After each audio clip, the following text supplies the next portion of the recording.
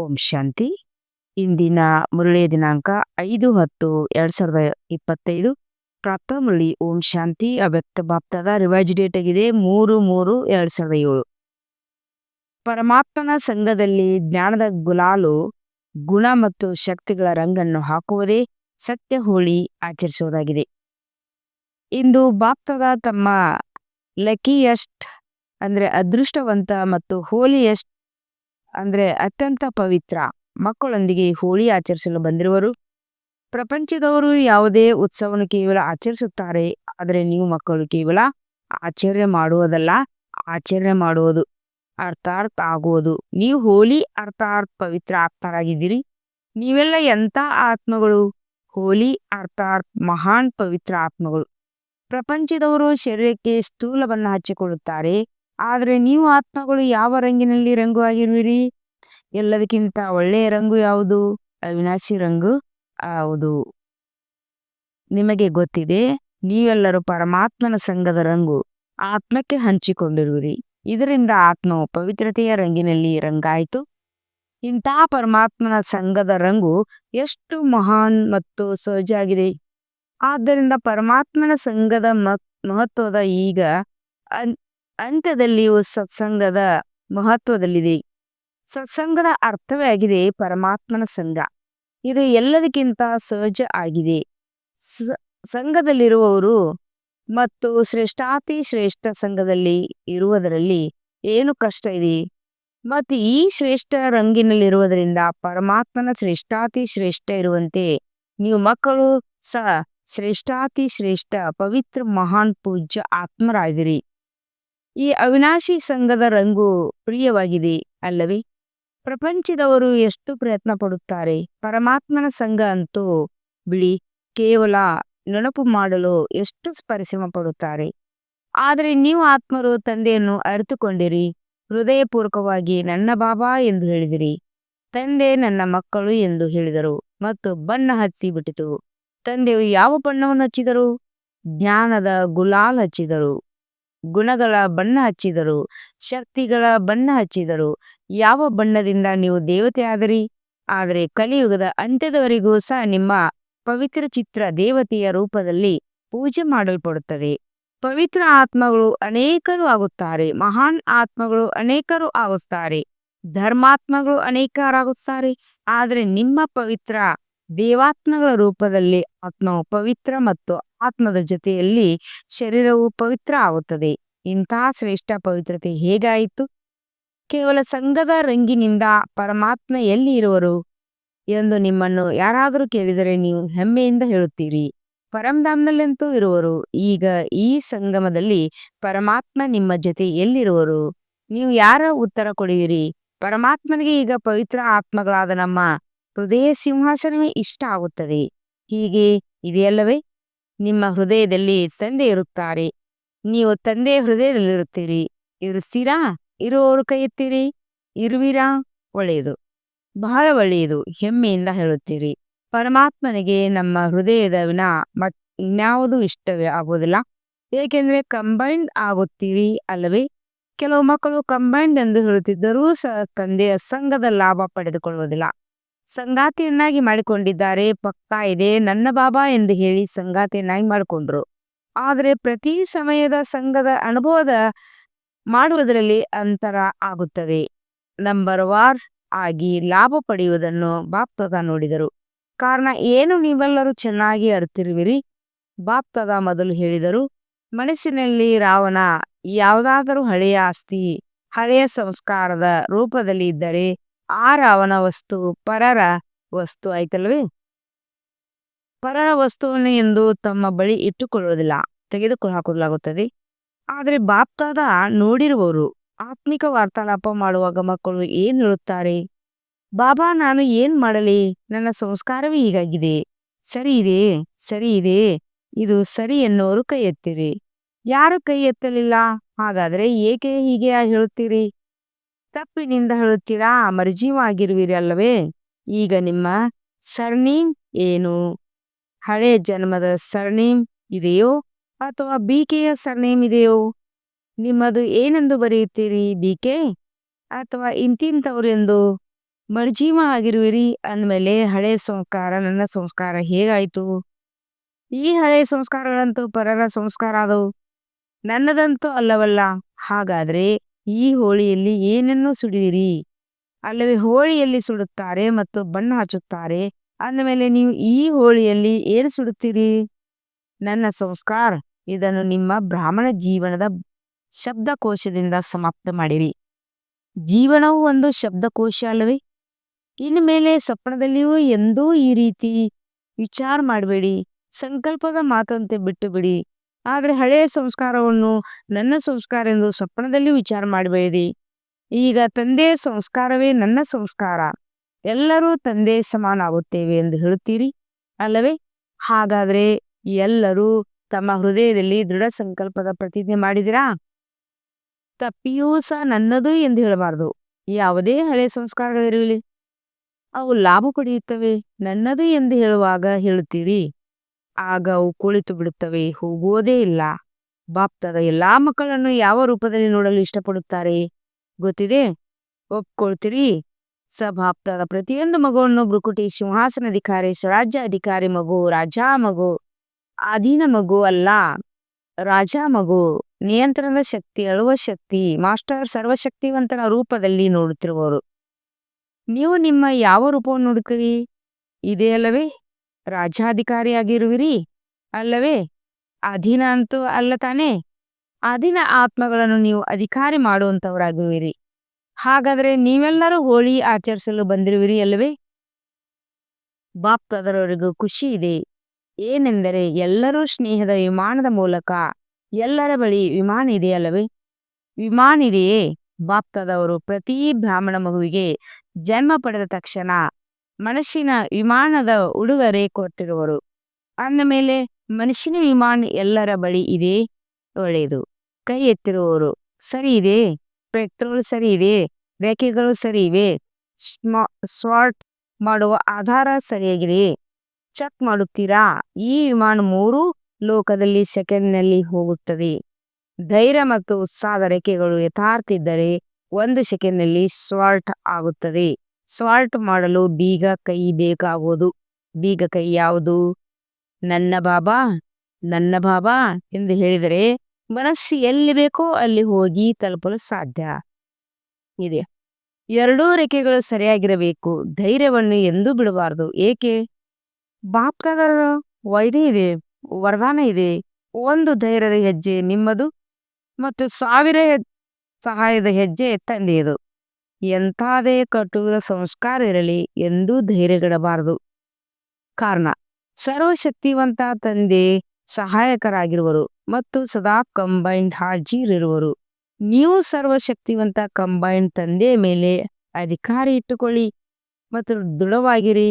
ಇದು ಆಗ್ಲೇಬೇಕು. ತಂದೆ ನನ್ನವರಾಗಿರುವರು, ನಾನು ತಂದೆಯವನು. ಈ ಧೈರ್ಯವನ್ನು ಮರೆಯಬೇಡ್ರಿ. ಆಗ ಏನಾಗುವುದು? ಹೇಗೆ ಎನ್ನುವ ಶಬ್ದ ಬದಲಾಗಲಿ. ಹೇಗೆ ಎಂದಾಗುವುದು? ಹೇಗೆ ಮಾಡಲಿ, ಏನು ಮಾಡಲಿ ಅಲ್ಲ, ಹೀಗೆ ಹಾಗೇ ಇದೆ. ವಿಚಾರ ಮಾಡುತ್ತೀರಿ? ಮಾಡುವುದಂತೂ ಮಾಡುತ್ತಿದ್ದೇವೆ, ಆಗುವುದು ಆಗ್ಬೇಕು. ತಂದೆ ಸಹಾಯ ಅಂತೂ ಮಾಡುವರು. ಹಾಗೇ ಇದೆ. ದೃಢ ನಿಶ್ಚಯ ಬುದ್ಧಿಯವರಿಗೆ ಸಹಾಯ ಮಾಡಲು ತಂದೆ ಬಂಧಿತರಾಗಿರುವರು. ಕೇವಲ ರೂಪ ಸ್ವಲ್ಪ ಬದಲಾವಣೆ ಮಾಡುತ್ತೀರಿ. ತಂದೆಯ ಮೇಲೆ ಅಧಿಕಾರ ಇಡುತ್ತೀರಿ, ಆದರೆ ರೂಪ ಬದಲಾವಣೆ ಮಾಡುತ್ತೀರಿ. ಬಾಬಾ ನೀವು ಸಹಾಯ ಮಾಡಿವಿರಲ್ಲವೇ? ನೀವಂತೂ ಬಂಧಿತ ಆಗಿರುವಿರಲ್ಲವೇ? ಹೀಗೆ ಅಲ್ಲ ಎನ್ನುವುದನ್ನು ಸೇರಿಸುತ್ತೀರಿ.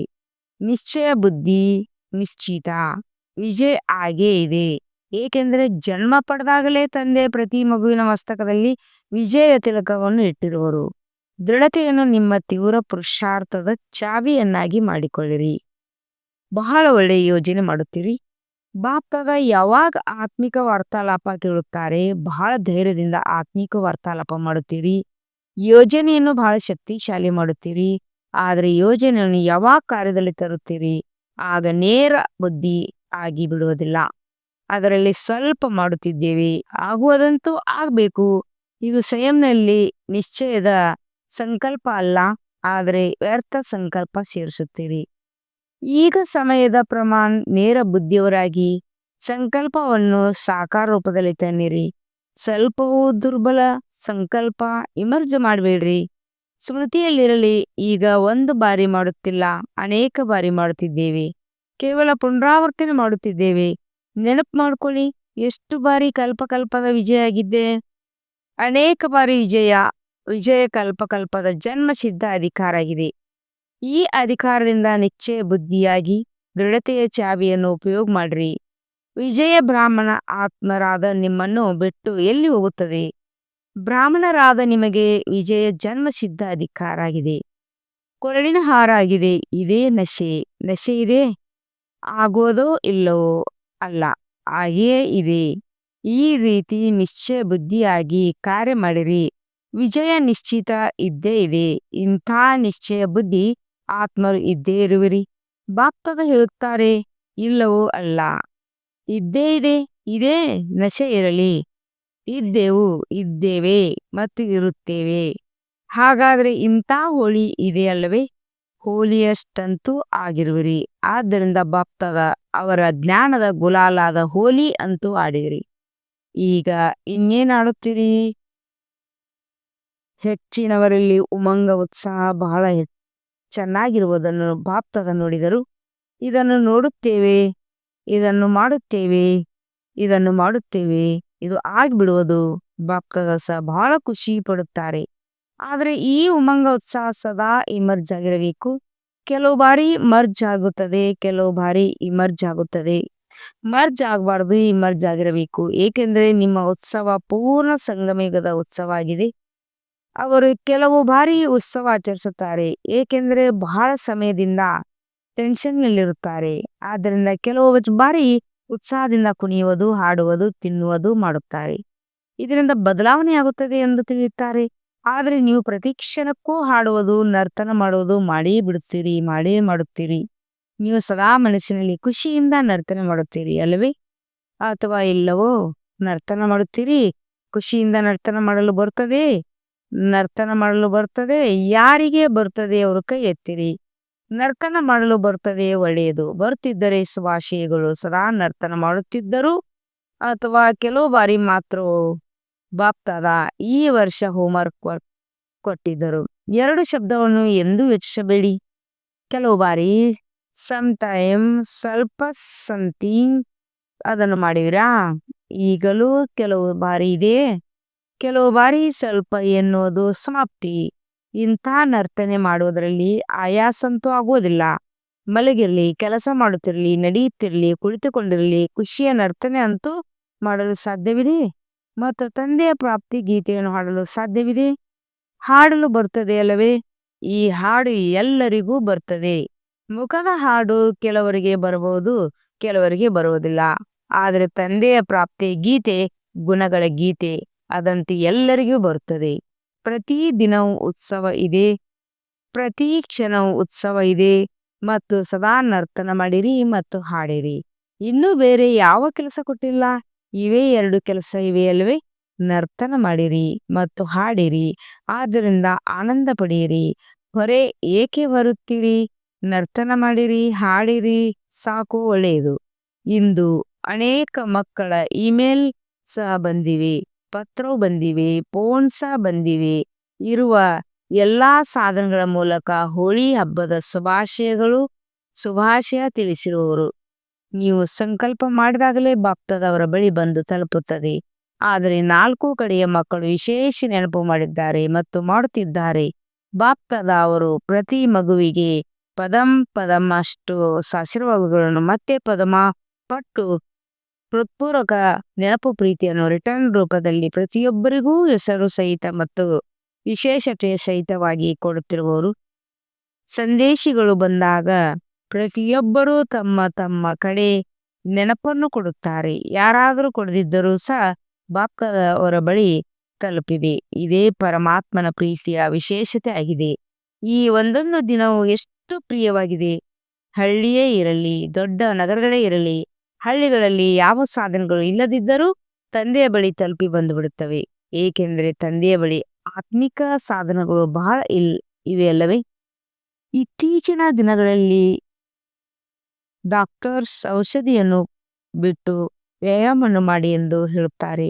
ಬಾಪ್ತದರವರು ಸಹ ಯುದ್ಧವನ್ನು ಮಾಡುವುದು ಬಿಡಿ, ಪರಿಶ್ರಮವನ್ನು ಮಾಡುವುದು ಬಿಡಿ, ಇಡೀ ದಿನ 5 ನಿಮಿಷ ಮನಸ್ಸಿನ ವ್ಯಯ ಮಾಡಿ ಎಂದು ಹೇಳುತ್ತಾರೆ.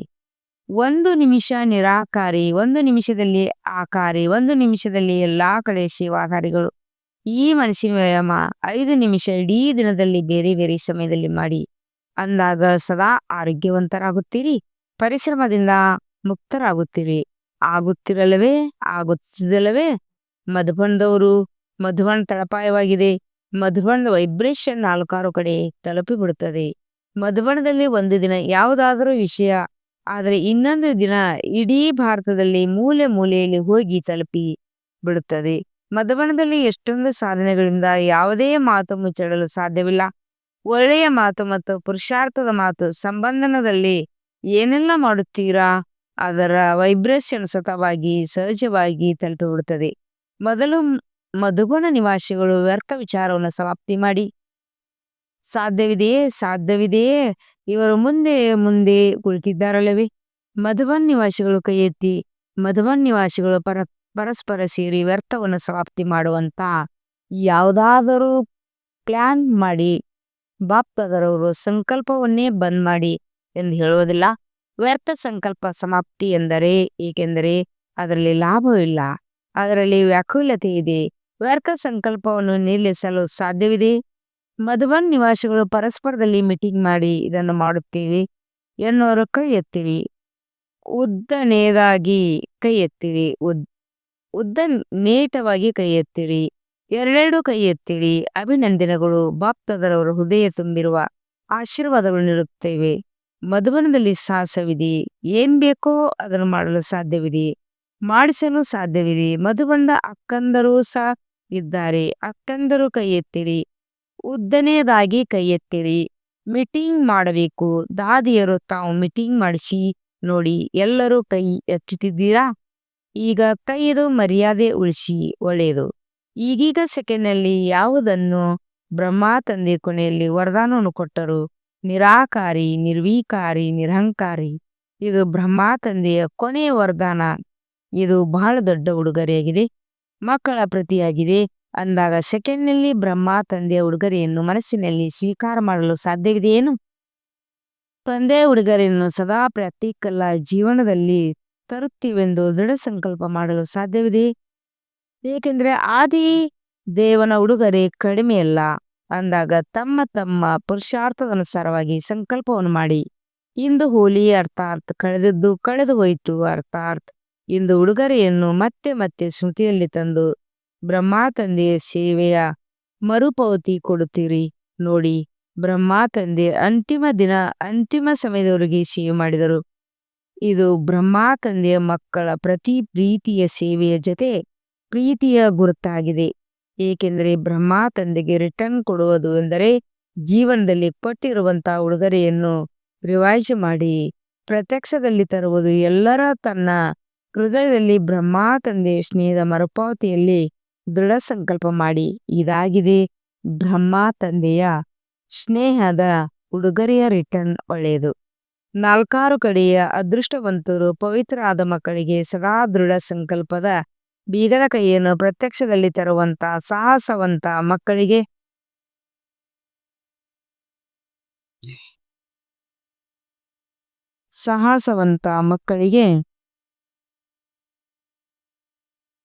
ಸದಾ ತನ್ನ ಮನಸ್ಸನ್ನು ಭಿನ್ನ ಭಿನ್ನ ಪ್ರಕಾರದ ಸೇವೆಯಲ್ಲಿ ನಿರತರಗೊಳಿಸುವಂತ ಹೆಜ್ಜೆಯಲ್ಲಿ ಪದಂದಷ್ಟು ಸಂಪಾದನೆ ಜಮಾ ಮಾಡಿಕೊಳ್ಳುವಂತಹ ಮಕ್ಕಳಿಗೆ ಸದಾ ಪ್ರತಿದಿನ ಉತ್ಸಾಹದಲ್ಲಿ ಇರುವಂತಹ ಪ್ರತಿದಿನ ಉತ್ಸವ ಎಂದು ತಿಳಿದು ಆಚರಣೆ ಮಾಡುವಂತಹ ಸದಾ ಅದೃಷ್ಟವಂತ ಮಕ್ಕಳಿಗೆ ಬಾಪ್ತಾದರ ನೆನಪು, ಪ್ರೀತಿ ಹಾಗೂ ನಮಸ್ತೆ. हम रूहानी बच्चों की रूहानी बाप दादा को याद सर और गुड मॉर्निंग और नमस्ते नमस्ते नमस्ते. शुक्रिया बाबा, शुक्रिया. ವಹ ಬಾಬಾ ವಹ. ವರದಾನ: ಪ್ರೀತಿ ಮತ್ತು ಲವ್ಲೀನ್ ಸ್ಥಿತಿಯ ಅನುಭವದ ಮೂಲಕ ಎಲ್ಲವನ್ನೂ ಮರೆತುವಂತ ಸದಾ ದೇಹಿ ಅಭಿಮಾನಿ ಭವ. ಕರ್ಮದಲ್ಲಿ, ವಾಣಿಯಲ್ಲಿ, ಸಂಪರ್ಕದಲ್ಲಿ ಹಾಗೂ ಸಂಬಂಧದಲ್ಲಿ ಪ್ರೀತಿ ಮತ್ತು ಸ್ಮೃತಿಯ ಲವಲೀನರಾಗಿದ್ದಲ್ಲಿ ಎಲ್ಲವನ್ನೂ ಮರೆತು ದೇಹಿ ಅಭಿಮಾನಿಯಾಗಿ ಬಿಡುವಿರಿ. ಪ್ರೀತಿಯ ತಂದೆಯ ಸಮೀಪ ಸಂಬಂಧದಲ್ಲಿ ತರುವುದು ಸರ್ವಸ್ವ ತ್ಯಾಗಗಳನ್ನು ಮಾಡುತ್ತದೆ. ಈ ಪ್ರೀತಿಯ ವಿಶೇಷತೆಯಿಂದ ಹಾಗೂ ಲವ್ಲೀನ್ ಸ್ಥಿತಿಯಲ್ಲಿರುವುದರಿಂದ ಸರ್ವ ಆತ್ಮಗಳ ಬಗ್ಗೆ ಅಥವಾ ಅದೃಷ್ಟವನ್ನು ಜಾಗೃತಗೊಳಿಸಬಹುದು. ಈ ಪ್ರೀತಿ ಅದೃಷ್ಟವನ್ನು ಲಾಕ್ ಮಾಡುವುದು ಕೀಲಿ ಕೈಯಾಗಿದೆ. ಇದು ಮಾಸ್ಟರ್ ಕೀ ಆಗಿದೆ. ಇದರಿಂದ ಎಷ್ಟೇ ದುರ್ಭಾಗ್ಯಶಾಲಿ ಆತ್ಮಕ್ಕೆ ಭಾಗ್ಯಶಾಲಿಗಳನ್ನಾಗಿ ಮಾಡಲು ಸಾಧ್ಯ. ಸ್ಲೋಗನ್ ಆಗಿದೆ. ಸ್ವಯಂನ ಪರಿವರ್ತನೆಯ ಗಳಿಗೆ ನಿಶ್ಚಿತ ಮಾಡಿದಾಗ ವಿಶ್ವ ಪರಿವರ್ತನೆಯ ಸ್ವತಃ ಆಗಿಬಿಡುವುದು. ಅಗತ್ಯ ಸೂಚನೆ: ಸ್ವಯಂ ಮತ್ತು ಸರ್ವರ ಪ್ರತಿ ಮನಸ್ಸಾ ಮೂಲಕ ಯೋಗದ ಶಕ್ತಿಗಳ ಪ್ರಯೋಗ ಮಾಡಿ. ಮನಸ್ಸಾ ಶಕ್ತಿಯ ದರ್ಪಣವಾಗಿದೆ. ಮಾತು ಮತ್ತು ಕರ್ಮ. ಅಜ್ಞಾನಿ ಆತ್ಮಗಳಿರಬಹುದು, ಜ್ಞಾನಿ ಆತ್ಮಗಳಿರಬಹುದು. ಇಬ್ಬರ ಸಂಪರ್ಕದಲ್ಲಿ ಮಾತು ಕರ್ಮ ಶುಭ ಭಾವನೆ ಶುಭ ಕಾಮನೆಗಳಿರಬಹುದು. ಯಾರ ಮನಸ್ಸು ಶಕ್ತಿಶಾಲಿ ಮತ್ತು ಶುಭವಾಗಿರುತ್ತದೆ ಅವರು ವಾಚಾ ಮತ್ತು ಕರ್ಮನ ಸ್ವತಃವೇ ಶಕ್ತಿಶಾಲಿ ಶುದ್ಧವಾಗಿರುವುದು ಭಾವನೆ ಉಳ್ಳದ್ದಾಗಿರುತ್ತದೆ. ಮನಸ್ಸಾ ಶಕ್ತಿಯಲ್ಲಿ ಅರ್ಥಾತ್ ನೆನಪಿನ ಶಕ್ತಿ ಶ್ರೇಷ್ಠವಾಗಿರುತ್ತದೆ. ಶಕ್ತಿಶಾಲಿಯಾಗಿರಲಿ, ಸಹಜಯೋಗಿ ಆಗುತ್ತೀರಿ. ಓಂ ಶಾಂತಿ.